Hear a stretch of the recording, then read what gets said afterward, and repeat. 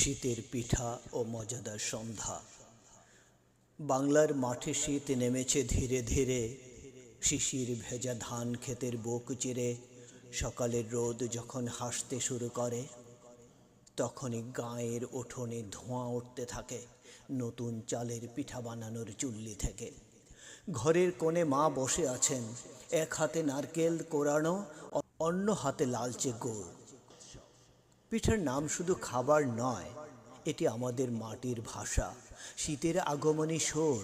কারো ঘরে চিতই পিঠা, কারো মনে ভাপা পিঠা, আবার কারো হাতের নরম স্পর্শে জন্ম নেয় পাটিসাপটা।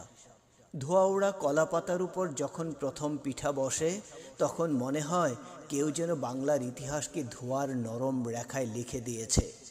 গ্রামের মজাদার সন্ধ্যায় পিঠা পোড়ার আসর।